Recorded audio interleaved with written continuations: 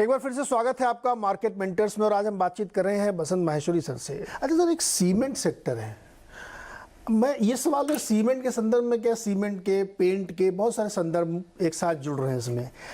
अचानक से एक नए बड़े जायंट प्लेयर की एंट्री के अनाउंसमेंट हो जाता है, अनाउंसमेंट का आ भी जाता है वो। तो जो पुराने दिग्गज है जिन्होंने मल्टीपल में बना के पैसे दिए लोगों को, परसेंटेज में नहीं, 10 गुना, 100 गुना, 50 गुना, क्या उनके इन्वेस्टर को कोई चिंता करनी चाहिए? नहीं, शॉर्ट रन में तो मुझे लगता है प्रॉब्लम है, क्योंकि वो कार्टेल जो चल रहा था टूटेगा, अनरिटन टूटेगा नहीं, क्योंकि देखिए है तो सब इंसान, सबके अपने थॉट प्रोसेस होते हैं, कौन किसके पास जाए, कौन किसको पहले फोन करे, कौन कहाँ बैठे कि आओ भाई स्टारबक्स में मिलते हैं कॉफी पीने। तो ये जो डीलिंग होती है इसमें टाइम होता है, क्योंकि मैं भी बड़ा, आप भी बड़े, अब कौन ज्यादा बड़ा ये डिसाइड होते होते अच्छा, ये सर बड़े लोगों के बीच में भी होता है क्या, मैं बड़ा कि तो सब बड़ा? इंसान है सर। अरे सर, ये जो आप धीरे से बात करें ना, ये असली बात है, सब इंसान कंपटीशन होता है। तो वो एक बार होगा कि कौन जाए, कौन बैठे, कौन करे, तो वो एक बार जब सिनारियो सेट हो जाएगा उसके बाद चल। अच्छा, वो नहीं भी हो ना, मार्केट अभी सोच रहा है कि अभी शायद वो कार्टेल नहीं चलेगा। देखिए, चाहे आप जितना भी अच्छी कंपनी ले लें, जितनी अच्छी अर्निंग्स हो, मार्केट उसके बारे में क्या सोचता है वो प्रिडोमिनेंट रहता है उस दिन के लिए। तो मार्केट अभी सोच रहा है कि पहले लोग का सेट हो जाए, सब कुछ बातचीत हो जाए, उसके बाद हम इनको रीरेटिंग करें, तभी आप देखिए सारे सीमेंट स्टॉक्स की पिटाई होगी। लेकिन अगर आपके पास 3 साल 4 साल का व्यू है, सीमेंट एक ऐसा सेक्टर है जहां चाइना से इंपोर्ट का आपको डर नहीं है, जहां आपको ये नहीं है कि गवर्नमेंट एक्सपोर्ट हो जाएगा, गवर्नमेंट को ड्यूटी लगा देगी, टैक्स लगा देगी, और ये बहुत रेगुलेटेड और कंट्रोल्ड सप्लाई के हिसाब से ये लोग काम किए हैं। हर साल जितनी डिमांड आती है उतनी ही सप्लाई बढ़ती है सीमेंट में, और नया जो प्लेयर आया है उसने ऊंचे पैसे देकर खरीदा है। तो मेरा नहीं मानना है कि वो अंडर कटिंग करेगा। देखिए, अंडर कटिंग आप टेलीकॉम में करते हैं, 3 प्लेयर का मार्केट। अब आप बोलेंगे रिलायंस रिटेल में है तो 300 रुपए की शर्ट वो 40 रुपए में बेच देगा, बेच दे, 4 दिन में रिलायंस के सारे स्टोर खाली हो जाएंगे, लोग उठा के ले जाएंगे। तो अंडर कटिंग भी उस सेक्टर में होता है जहां आपका मार्केट शेयर बड़ा होता है और जहां आपको लगता है मैं अंडर कट करके मार्केट ले सकता हूं।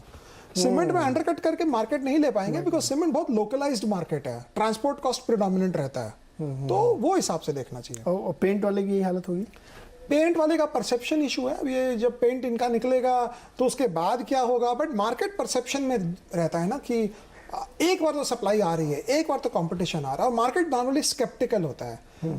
पॉजिटिव और नेगेटिव 50-50 अगर रहा तो बाजार 50 नेगेटिव की तरफ जाएगा, बिकॉज बाजार हर वक्त नेगेटिव स्केप्टिकल रहता है। स्केप्टिकल का हिंदी वर्ड मुझे पता नहीं क्या है, बट आशंकित हाँ वही रहता है कि पता नहीं यार, नेगेटिव ही करते हैं। जैसे आदमी होता है तू हर वक्त उल्टा ही सोचता है, तो हमारा मार्केट ऐसा ही है, वो जनरली उल्टा सोचता है। तो आपने कहा कि आईटी देखो बढ़िया है, और कंज्यूमर वाला में एफएमसीजी आप देखिए बढ़िया है। साथ देखिए क्या है ना, इन्फ्लेशन के कारण इन सब के रॉ मटेरियल बढ़े। अभी 2 दिन से आप लोग ही चला रहे हैं कि पाम ऑयल सर्किट डाउन। आपको क्या लगता है सस्ता थोड़ी कर देंगे? अरे सर बिल्कुल नहीं करते, ग्रामेज कम, दाम ऊपर, बस, और दाम कम होते मैंने देखे तो ये हजम कर जाएंगे पैसे। आप अगर 20-20 साल में देखिए इनकी एबिटा मार्जिन बढ़ी, ऐसे ही बढ़ती है ना, बिकॉज इनका आउटपुट ब्रांड है। सपोज वो साबुन बेच रहा है, हिंदुस्तान यूनिलीवर डव का साबुन बेच रहा है, तो आउटपुट इनका ब्रांड है जिसका दाम घटता नहीं है। इनपुट इनका कमोडिटी है जो 20 साल में उसका दाम बढ़ता नहीं है, अगर आप देखें तो आप 20-20 साल के स्ट्रेच पे देखेंगे तो इनका एबिटा मार्जिन बढ़ता है। तो मुझे लगता है कि अभी ये दाम जो बढ़ा लिए हैं, एक बार का पेन ले लिए, अभी दाम घटाएंगे नहीं, ये पैसा ये हजम कर जाएंगे। अच्छा, आईटी उसमें दिग्गज के साथ ही रहना है? नहीं, दिग्गज के साथ पैसे नहीं बनेंगे। मिड कैप आपको मिड कैप नहीं देखना है। आईटी मिड कैप जितनी एल&टी की सब्सिडरीज है, ये जितने पिटाई हो गई है, देखिए 40% स्टॉक गिर गया तो और क्या गिरेगा फिर, मतलब और कितना गिरेगा, कोई कंपनी बंद थोड़ी हो रही है। देखिए, ये नॉर्मली हम कहते हैं, बट 40% गिरने के बाद इनके पीई लेवल्स जो हैं अब रीजनेबल हो गए हैं, 20 टाइम ट्रेलिंग, 25 टाइम ट्रेलिंग हो गए, तो रीजनेबल है। तो मुझे लगता है ये सब टाइप की कंपनी देखनी। अच्छा, फार्मा में आपने एक शब्द कहा था कि जेनरिक वालों पे दांव लगाना चाहिए, तो जैसे डिवीज लैब, बिल्कुल डिवीज तो भी पिटाई हुई है, बट ये लॉरस अच्छा लैब, नहीं लॉरस तो मुझे उतना आइडिया नहीं, बट डिवीज अगर किसी को 5 ईयर व्यू है तो डिवीज लेना चाहिए। एक एसआरएफ करके कंपनी है, रिकमेंडेशन नहीं है, ये सब टाइप कंपनी। अब उसमें आप बोलेंगे कभी चाइना में ये है वो है, बट 3 साल 4 साल 5 साल का व्यू है तो क्या चाइना क्या जापान, जो अच्छी नवीन फ्लोरिन पिटाई हुई है ऊपर से, ये सब कंपनियां, ये सब कंपनियां जो है ये आप देख सकते हैं, बिकॉज बड़े स्केल में ये इनका ग्रोथ फिर भी चलता रहेगा। सर आपने जोमेटो में पैसे लगाए? नहीं, बिल्कुल नहीं लगाए। नहीं, ऑर्डर भी हम स्विगी से ही करते हैं ज्यादा, बिकॉज जोमेटो वाला फोन बहुत करता है, सर आपका घर का है, बोला छोड़ दे भाई। और ये जो पेटीएम में लगाए? नहीं नहीं नहीं अरे सर, नए वाले इतने आए आपने किसी में? नहीं, हमने अच्छा, नायका अब में तो भी नहीं- कितने वैल्यूएबल हो गए वो, नहीं बताइए। हम तो नायका में लगाने का सोचते हैं, लेकिन वो भाव ही नहीं आ रहा है कि लगाए। इन सब जितने भाई बहन जितने नए आए ना, उसमें नायका जो है ये best of the lot Best है, है। लेकिन भाव अच्छा नहीं है। 1400 में भी अच्छा नहीं है? नहीं, मतलब ये क्या भाव है अभी बात करके भी फायदा नहीं है, बट हाँ अगर ये 3 साल बाद भी 1400 मिलता है तो आप ले सकते हैं। मुझे लगता नहीं नायका का भाव गिरेगा, मुझे लगता है भाव स्टेबल रहेगा 2-3 साल तक। तो टाइम करेक्शन जब हो जाएगा, जी बिल्कुल, तब आपको सही आप बोला। लीजिए, हाँ, जब वो तब expand तब हो ले जाएगा। सकते हैं। और ये मैप माई इंडिया, ये बड़ी तारीफ करते हैं लोग इसकी। नहीं, ये भी अच्छी कंपनी है, लेकिन ये लंबे एंगल्स के लिए 3 साल 4 साल 5 साल ये गूगल को रिप्लेस कर रही है, आपके हर जगह इनका वो हो रहा है। बट ये सब ये अच्छा है, मैप इंडिया अच्छा है, नायका अच्छा है, ये सब कंपनियां जैसे फॉर एग्जांपल ये अच्छी कंपनियां, ये आप देख सकते हैं। Valuation is the key.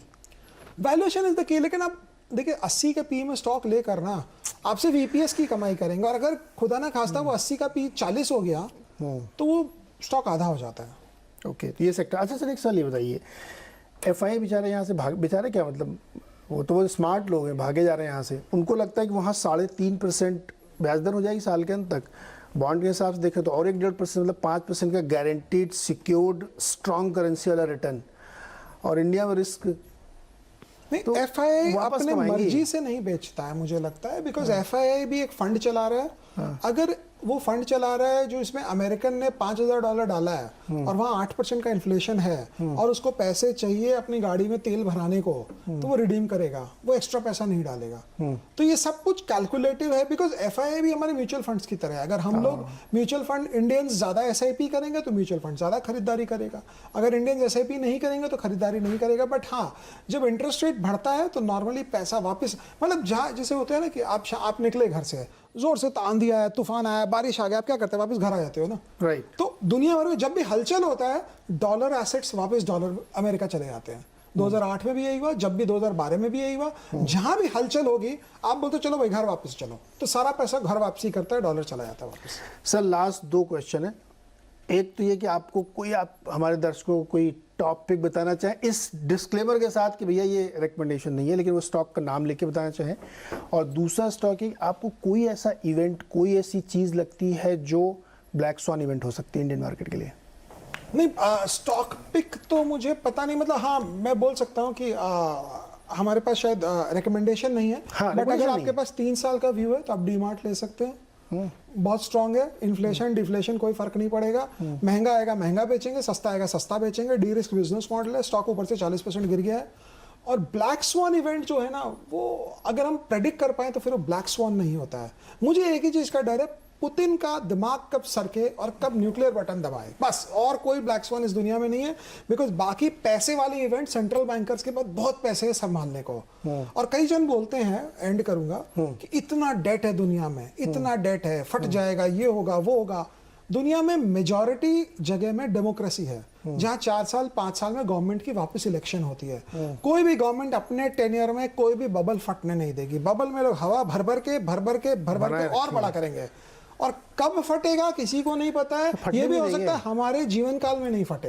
तो मार्केट मिनटर के आज के इस एपिसोड में फिलहाल इतना ही। बसंत सर ने हमें बहुत कुछ सिखाया कि इस वक्त मार्केट को कैसे अप्रोच करें, किन सेक्टर्स को देखें, कहाँ पे बाइंग कर सकते हैं, किन को अवॉइड कर सकते हैं। ये सब हमने आज इस एपिसोड में सीखा। फिलहाल आज के लिए इतना ही। एक नए एपिसोड में एक और नए दिग्गज मार्केट मिनटर के साथ आपकी मुलाकात कराएंगे। नमस्कार।